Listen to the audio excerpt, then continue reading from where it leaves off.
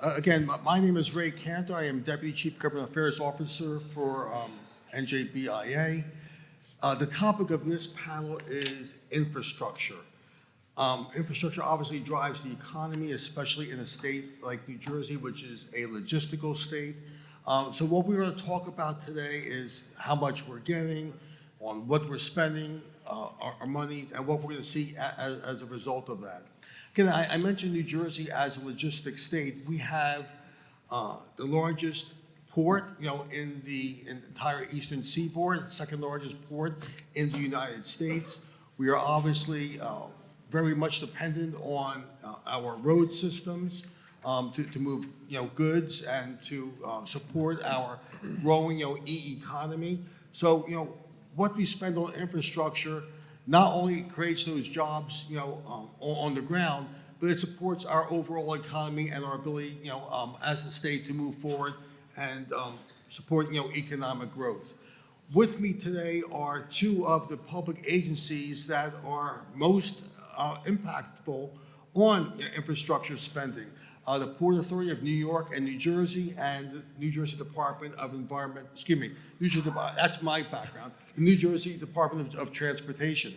So we have Jim Starace is the Chief Engineer of the Port Authority of New York and New Jersey, and also we have Parth, who's the Acting Assistant Commissioner, Capital Program Management for NJDOT. So we're going to start with Jim.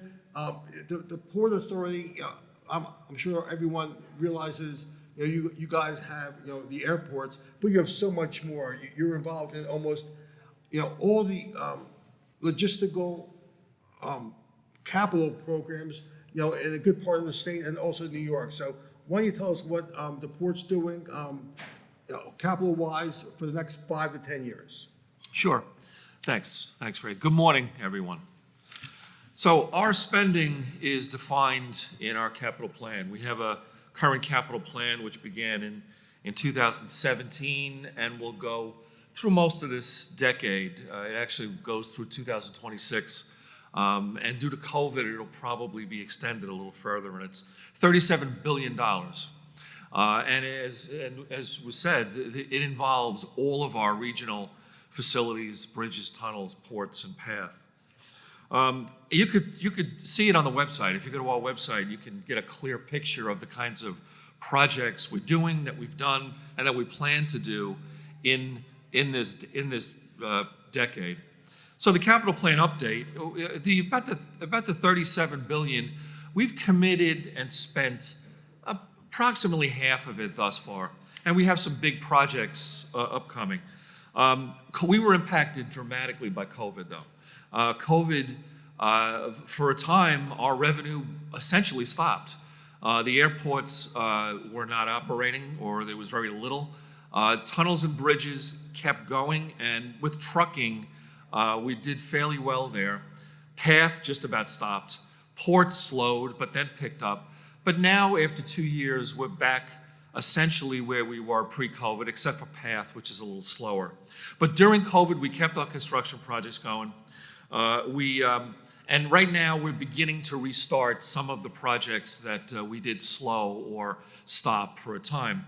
But the major programs like the new Terminal A, which we just unveiled in Newark, LaGuardia Terminal in New York, those did keep going during COVID. So just some of the major programs in our capital plan. Newark Terminal A, we just opened or unveiled, and we're going to open to the public in a few weeks. The George Washington Bridge, if you drive over the bridge off hours or even during the day, you're going to see a lot of work going on there. We're replacing all the suspender ropes, and there's about 11 projects going on there, and that's going to go for the next 4 or 5 years. Newark Air Train is going to get replaced. A huge project, the Port Authority Bus Terminal, which obviously is in New York, but it's a major project for regional transportation, particularly for New Jersey commuters. That's going to start in about a year or two. Right now it's in an EIS process. Lincoln Tunnel Helix is going to get replaced. Path to Newark is in our capital plan. And we spend about $500 million to $1 billion a year in state of good repair projects. And on the New York side, LaGuardia redevelopment is essentially done, and JFK redevelopment is just beginning, and there's going to be about $15 billion of funds spent there, most of it private dollars. So the regional airports, again, LaGuardia is rebuilt. JFK is just at the beginning. Newark Terminal A, if you fly out of Newark, within a few weeks, we'll open Terminal A to the public. You will be amazed by the transformation. If anyone's been through LaGuardia, that just gives you a taste of what the new Terminal A is going to be like. $2.7 billion, a 4-year project, and nearly complete. As I said, a new air train at Newark is in a procurement process right now. We're also looking at a visioning plan for a redevelopment of the remainder of Newark Airport. Terminal B needs redevelopment, and we're looking at that. Plus, we're looking at the roads, the airfields, etc. Tunnels and bridges. I mentioned the Midtown Bus Terminal. That's an enormous project, which is going to take about 10 years. It's in an EIS process with New York, and that will kick off in a year or two and extend again for about 10 years. Lincoln Tunnel Helix, which is the route into on the Jersey side into the Lincoln Tunnel, will get replaced. That was built in the 30s. We just finished all electronic tolling at our crossings. So if you go through our crossings now, you'll see that. And we're at the last vestiges of that project, taking the toll plazas down. A lot of Sandy work. If you go through the Holland Tunnel, you'll notice a lot of construction there. That's post-Sandy. Holland Tunnel flooded. It is getting rebuilt, new tiles, new utilities, a lot of work there, new lighting. I mentioned the George Washington Bridge, Restore the George program. Suspender ropes on the north side are done. South side is ongoing, and 10 other projects on the George Washington Bridge. Down the road, we're going to replace the Outer Bridge crossing. We're doing some studies on it now. I'm sure if you've been over the Goethals Bridge, that's brand new, and the Outer Bridge is next, probably in our next capital plan, but we're doing state of repair work and studies on a new bridge now. Funds for the future, where we're going to spend for the future a lot, is going to be our ports. Yes, we are the second busiest in the country. We are a critically important port for the East Coast in particular. We raised the Bayonne Bridge a few years ago, which was an amazing, innovative project which allowed the big container ships to come through the Arthur Kill into the Port of New Jersey.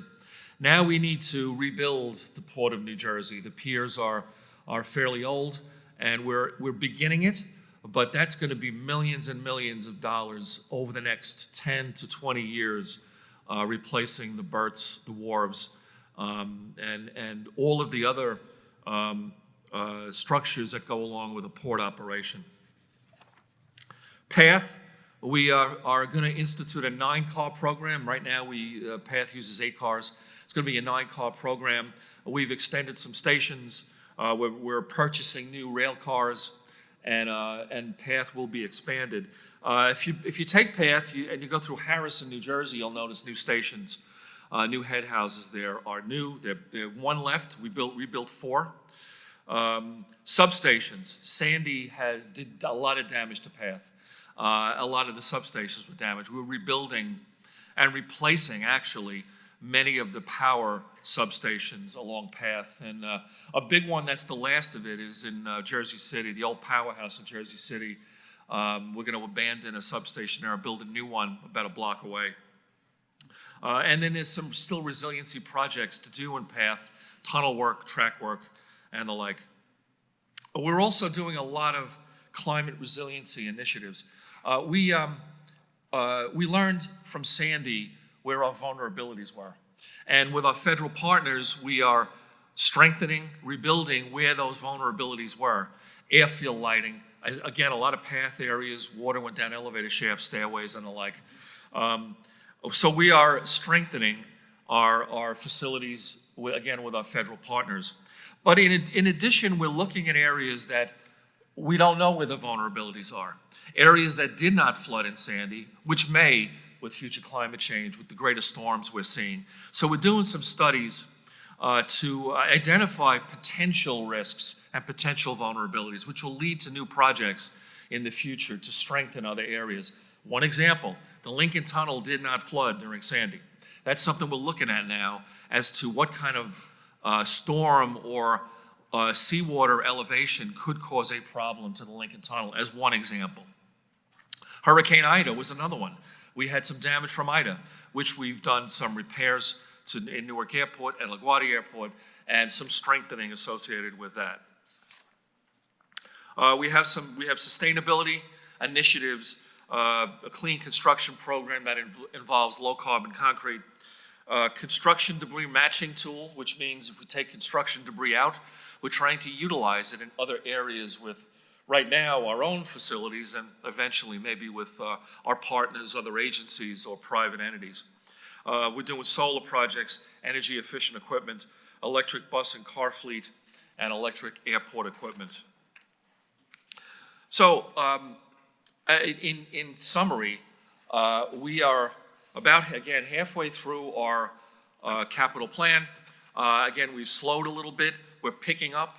We're going to have a lot of spending in the next few years. And again, some major projects are on the horizon. And then at some point, we're going to begin planning for the next capital plan, which has, as I touched on, a lot of needs in the port area, again, the bridges. And you know, we are always attentive to our state of good repair. Again, we spend about $500 million to $1 billion a year to assure that our assets are in the best condition possible and safe for the traveling public. So, thank you. So thank you for that overview. You know, obviously the Port Authority has an awful lot going on, probably a lot more than, you know, people realize that you're doing. You mentioned that COVID, you know, delayed the projects, totally understandable. But to what extent did the pandemic and people's business, how we do business, how did that impact? Less people are going into the city? So how has that changed your plans, if at all? Yeah, I mean, it's something we definitely think about. You know, we still have to upgrade our airports. Our airports are needed to be made modern, and now they're going to be made modern. Our tunnels and bridges, we feel, are not going to be impacted. There's still trucking needs. There's still, right now, there's a lot of cars coming into the city. I think the area we have, and the ports are absolutely busier than they were pre-COVID. I think the path areas where we have to look carefully. And the new bus terminal. The new bus terminal, we're looking at autonomous vehicles. We're looking at different type of technology that might be out there in the future. But we're planning for still, you know, a busy commuting into New York City. New York City has reinvented itself many times over the past, and that's how we think of it. We think of it as having upgraded, modern, efficient means of transportation to get into Manhattan. Thanks. By the way, I particularly am looking forward to Terminal A opening. So I just flew out of Terminal C recently, which was nice, but I'm waiting for Terminal A. There is an awful lot of federal money coming into the state, and I'm going to switch over to DOT. We have ARPA monies that are coming. There an Inflation Reduction Act. There are infrastructure monies, not to mention all the private monies and the tolls and fees, et cetera. So, Parth, from a DOT perspective, where is all this money going, and how is DOT planning to spend it? Thank you, Ray. And it's an honor to be part of this panel with some of the other transportation professionals that are dedicated to promoting infrastructure investment in New Jersey. The importance of providing safe access, safe, efficient, and equitable transportation for all New Jersey residents cannot really be understated. Our roads, our bridges, our waterways, airports, mass transit, they make up the framework upon which the strength of New Jersey's economy and the well-being of its residents rely on. The goal of NJDOT and all of our transportation partners is not only to maintain these critical infrastructure elements, but also to invest in innovative new ideas that ensure New Jersey continues to be a beacon for economic development and a leader in equitable transportation solutions. The New Jersey Department of Transportation has undertaken a historic level of infrastructure investments that provide the foundation for a safe and efficient multimodal transportation system. The federal funding that was made possible by the Infrastructure Investment and Jobs Act will have a significant impact on New Jersey's infrastructure for decades to come. New Jersey will receive $12.2 billion over 5 years for transportation projects. Out of that, NJDOT will receive $8.1 billion, and New Jersey Transit will receive $4.1 billion. NJDOT's portion includes $6.9 billion for federal highway programs, which is an increase of $1.4 billion over 5 years, or about $300 million more every single year. The law also includes $1.14 billion for a new program to fund bridge replacement and repairs over a 5-year period. New Jersey will also receive $384 million in formula funding for highway safety traffic programs, which will help improve driver behavior and reduce motor vehicle-related collisions throughout the state. Discretionary grants can fund projects that improve road safety, increase roadway resilience, and construct locally significant infrastructure. This additional money will allow NJDOT to fund more design-ready projects and to advance shovel-worthy projects to construction much sooner than they would have otherwise. Among some of the major projects that NJDOT expects to complete in the next several years that improve safety and allow more efficient flow of traffic are the Route 3, Route 46 Interchange Improvement Project in Clifton, the new road project in Jersey City that will move trucks off of Route 1 and 9, improving freight movement to and from warehousing, railroad facilities, and Port Newark and Elizabeth. It will also reduce congestion and improve safety on Route 1 and 9 Tonley Avenue. And the Route 70 Corridor Improvement Project in Pennsauken, Cherry Hill, and Evesham. And there are also major projects being planned to begin in the next year or two as well. Construction to replace both the Route 130 bridge over Big Timber Creek and the Route 47 bridge over Big Timber Creek are both scheduled to start in the next year. And a major drainage project on Route 7 in Kearney is nearing final design to ensure that our roadways are more resilient to increasing severe weather. The additional federal funding will help NJDOT keep its bridge and pavement assets in a state of good repair and in compliance with state and federal regulations. One of our challenges in designing projects is to be more resilient to the increasingly severe weather that we have experienced because of climate change. We're dedicating resources to climate resiliency in order to safeguard the integrity of our roads, bridges, and waterways against future severe weather events. Of course, ensuring that we're prepared for the effects of climate change is only part of the solution. Taking steps to mitigate our impact to the environment is equally important. Under the bipartisan infrastructure law, NJDOT expects to receive about $104 million over 5 years to support the expansion of an EV charging network in the state. By the year 2025, just 3 years from now, our state transportation agencies will have converted approximately 40% of our light-duty fleet to electric or electric plug-in hybrid vehicles. While I represent NJDOT and can't speak to the specifics of the other transportation agency projects, I did want to point out some of the major investments that are being made by New Jersey Transit, the New Jersey Turnpike Authority, and the South Jersey Transportation Authority to ensure that New Jersey's transportation network is interconnected and prepared for the demands of the next decade and beyond. New Jersey Transit is involved in some of the largest infrastructure projects that will be taking place over the next decade.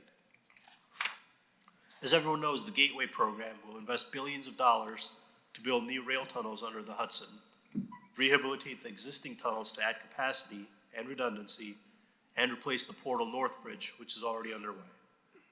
NJ Transit is also making major investments to improve facilities, such as the Newark Penn Station Modernization Project, the transit-oriented development at the Metro Park Station in Woodbridge, and the Hoboken Connect project that will include a new bus terminal, the rehabilitation of the ferry terminal, improvements to support bicycle and pedestrian access to transportation facilities, as well as residential and commercial business. And they're doing their part to help with climate change by using federal funds to help transition to a fully zero-emission bus fleet by making upgrades to modernize the garages and the fleet itself. The toll authorities are also making substantial investments to improve their roadways. One major investment that the New Jersey Turnpike is making is between the Delaware Memorial Bridge and Interchange 4 in Mount Laurel. This section is still the original 2 lanes that were built in the 1950s and will be widened to add a third lane in each direction. Improvements will be made at interchange 1, 2, 3, and 4, and 55 of the 66 bridges over or along the turnpike will either be replaced or rehabilitated. It will also incorporate green infrastructure improvements such as water quality enhancements, EV charging facilities, and planning for automated vehicles. In South Jersey, the SJTA is planning to widen the Atlantic City Expressway to accommodate a third lane in each direction from interchange 31 in Winslow, Camden County, to the western terminus at Route 42. The project would also improve 2 bridges over Route 42 and 2 bridges over the Great Egg Harbor River, as well as widen and reconstruct 16 culverts. The need for the project is to alleviate the congestion and improve safety. The project is expected to go into construction in 2025 and last about 2 years. And finally, I want to touch briefly on the topic that is on all of our minds, which is how rising costs are affecting our industry. NJDOT anticipates that the impact of rising costs will be reflected in the bid process for new construction projects, but we cannot quantify these costs until we receive the bids. When it comes to asphalt and fuel, our contracts include a provision for adjusting prices based on a monthly index. The asphalt price index is the average of asphalt suppliers' selling price in New Jersey, and the fuel price index is the average statewide selling price of unleaded regular gasoline and diesel fuel. NJDOT recognizes the supply chain and the economic impacts on steel prices, which are primary commodity in our transportation infrastructure. Working with some of our transportation partners at the Turnpike Authority, Transit, SJTA, and the UTCA, the DOT this summer introduced a steel price adjustment in our construction contracts. This will provide contractors with an adjustment should the price of steel increase by 10% or more above the base price index, and in turn allow for the DOT to realize a credit should the price of steel drop by 10% or more below the base price index. In light of continued supply chain and economic issues, the department will continue to monitor construction commodities costs. Despite all of the challenges presented by these rising costs, NJDOT remains focused on the task at hand, which is to move ahead with the projects and fulfill our commitment to keep New Jersey's transportation infrastructure safe, efficient, and equitable for all of its residents and businesses. Thank you for the opportunity to speak with all of you today. Thanks for those comments. You know, it's obvious from hearing both of you talk about your capital plans that there's going to be an awful lot of money being spent in New Jersey over the next 5 to 10 years and moving forward. And that money is going to create, you know, on-the-ground construction jobs, which are great, and there's going to be a multiplier effect for the economy. But when I talk to a lot of our businesses, when I talk to a lot of the folks in the trades, they're very concerned that our regulatory environment is going to prevent these monies being spent efficiently and effectively and on time. We heard earlier today from some legislators and others about DEP's permitting process. DEP also has rules which are pending right now on environmental justice, which could slow up public projects. There are flood rules which are pending, which will not only change standards, but which can impact projects. And there are also project or rules which are about to be adopted, which are going to regulate operations, in the port and facilities that are used to move, goods and cargo.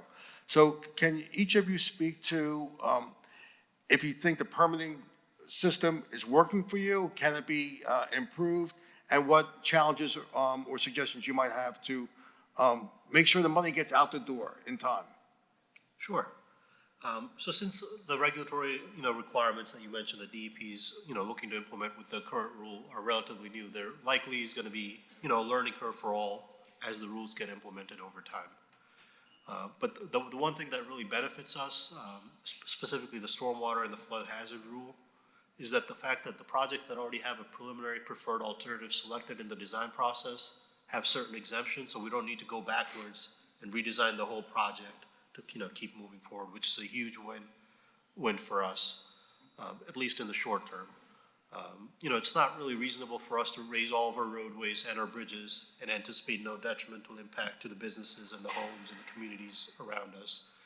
So that's an important concept, that we're incorporating. And generally speaking, on all of our projects, we are good stewards of the environment. That's a key portion of the process when we design projects, to consider what environmental impacts we might be making when we're improving infrastructure. So we already take into account a lot of those factors. For example, we have to conduct bat surveys on bridges to see if there are any bats living in and around the bridges. We have to conduct mussel surveys in bodies of water. So there are a number of, depending on the location and the scope of work that we're doing, we're already kind of incorporating a lot of these environmental factors. As an example, on one of our projects, the Route 7 Whip Pen Bridge, we use this special foamed glass aggregate. It's a lightweight aggregate, and we saved 27 million bottles of glass from going to the landfill by using that aggregate on just one project. So we're constantly looking at how to be good stewards of the environment as we advance infrastructure. Yeah, I would say the same. We try to be proactive with the regulatory agencies. I have a group in my engineering department that tries to get ahead of these permitting and regulation issues, collaborate with the regulatory agencies. We found the DEP, particularly recently, we've had some challenges that the DEP has collaborated with us on to come up with creative solutions. So I would agree. We're sensitive to the environment. We try to get ahead of the issues, and early collaboration with all the regulatory agencies, including the DEP. So I would agree. From my perspective, it doesn't benefit anyone to not be collaborative, and that's how we try to work with the regulatory agencies. That's good news from both of you. I'm going to open up to the floor for questions in a second. I'll just mention one that while it's a good thing that DEP's upcoming flood rules, will provide those grandfather provisions for the DOT projects. I'll just mention that the private sector is not getting the same type of benefit. So a lot of projects which are in those design stages may find themselves falling victim to a new, I don't want to use the term flood, to a new set of regulatory standards, which is beyond their control. Jim, did I hear you mention that the Port Authority is looking to do away with its physical toll locations and going toward a e-tolling system? Yes. Is that across, everywhere, or? Yeah. So in our tunnels and bridges. Yes. So let me ask, is DOT looking at something? As I'm driving down the parkway the other day, I'm thinking, wouldn't it be great if I could just zoom through here and there are no physical tolls? Why aren't we there yet? I'm not aware of exact plans that the Turnpike Authority has, but that's something certainly with more and more agencies going that route and other states around us going that route, that might be in the future, but I'm not aware of anything currently in the works. So we do have time for questions from the audience. Does anybody have any question? Anybody looking for some grants, projects, money? We have billions of dollars sitting here at this table right now. We left our checkbooks at home, though. Any questions around the room? So, right at the front. What are your? Well, we have a microphone coming. Oh, I didn't need this. Hello. Okay. What is You can the? introduce yourself and. Oh yeah, how you doing? Jeremy Barada, J Barada Industries. What is the Port Authority's set aside plan for veteran and disabled veteran-owned businesses? How are you enforcing that, and any plans to promote that, increase that, et cetera? Thank you. Yes, and yes. We have. We are promoting it. We encourage it. We are. I don't know if it's in all of our contracts. If it's not, it will be as a goal. Just like we have a goal for minority and women-owned and small businesses. It's an important initiative for us. And we take it seriously. So, but again, I think if it's not in our current contracts, there will be goals in future ones, and professional service agreements also. Do we have a timeline on when those will be implemented? As you say, we haven't been something else. I think they're going into our agreements and contracts now. Again, I don't know off the top of my head how many are in, But I know we've been talking about it for some time, so they're probably already in some of our agreements. Any other questions from the Let room? me just say, Oh, if you want to give me, when we're done, if you want to give me your contact info, I'll get back to you specifically on that, all right? Any other questions from the audience? See, oh, go ahead. And please introduce yourself. Sure. Joe Cleary from Maurice Piers. A question about the federal infrastructure program, and more specifically, what's happening here in New Jersey related to it. There's been talk, for example, of Amtrak expanding its service from New Jersey into Pennsylvania, I think maybe even Allentown, Scranton, those kinds of things. Is there anything happening with that, or other types of larger projects that are on the time horizon? I'm not aware of anything specific with Amtrak, but the investment that we are seeing, the dollars are already hitting the streets. If you look at our capital program that's currently published for fiscal year '23, all the projects that are being impacted or are benefiting as a result of the investment in infrastructure are published, and we're currently in the process of developing our fiscal year '24 capital program. And once that's finalized, that will be published as well.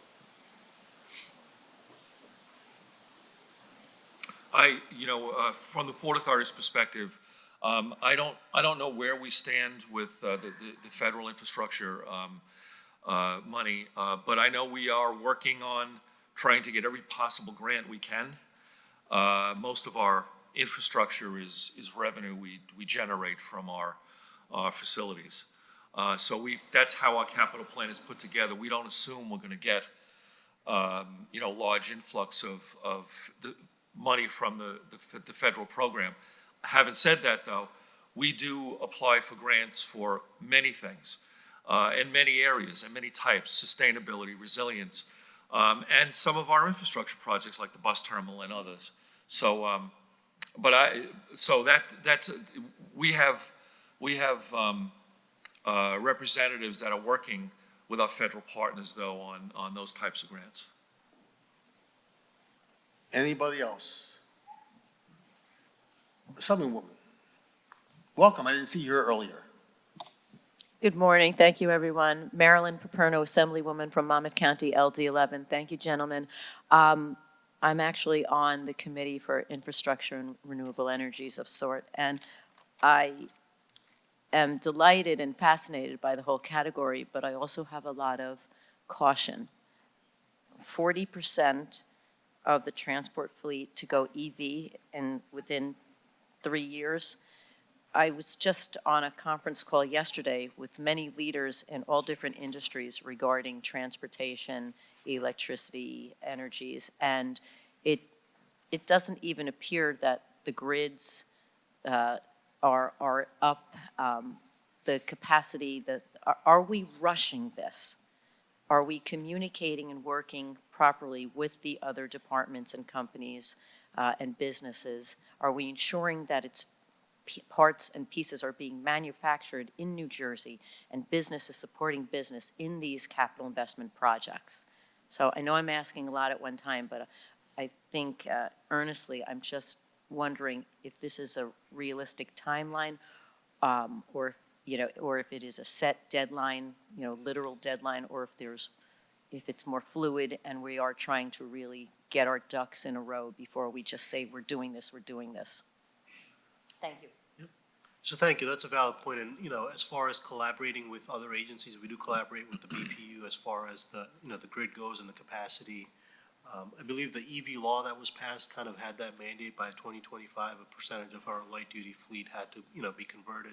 These are just, to clarify, only vehicles that the state transportation agencies own. So the light duty cars that our employees drive.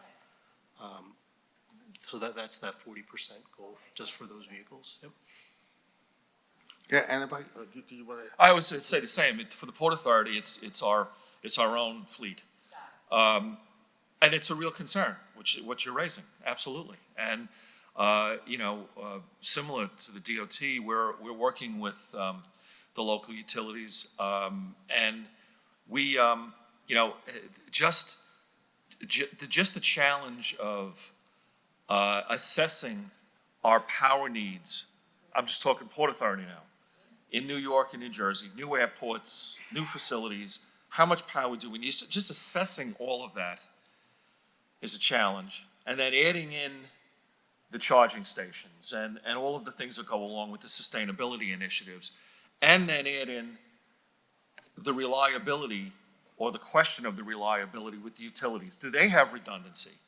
What is our existing infrastructure look like? Because one of the things we assess is when we put a new substation in, for instance, we're putting in 3 at JFK. Well, what does the infrastructure look like that's coming into the airport? Do we have to replace that? How can the utilities, how can Con Edison assure that they have sufficient redundancy if we lose power? What is their capacity like? So all these questions are asked and looked into, and it's an ongoing challenge, for sure. Yeah, and just to add on, to that as well, again, we focus today on, on the ground type of infrastructure, roads, bridges, tunnels, et cetera. But when we talk infrastructure, especially today, we're also have to talk about, or we didn't today, but we can talk about energy infrastructure, transmission, power generation, the windmills that are being, planned for our coast. And there's EV charging stations if we're moving toward, an EV network, which is the regulatory mandate to do that.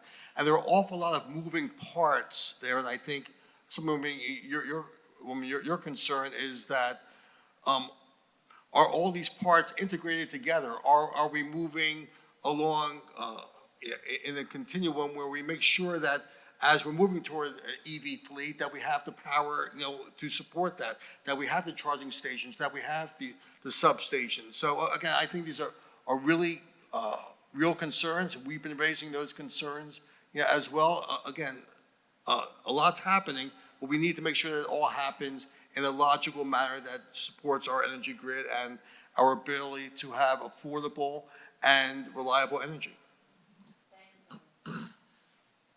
Any more questions around the room? Seeing none, I thank our panelists for being here today. Thank you very much. I'll turn it back to Chris.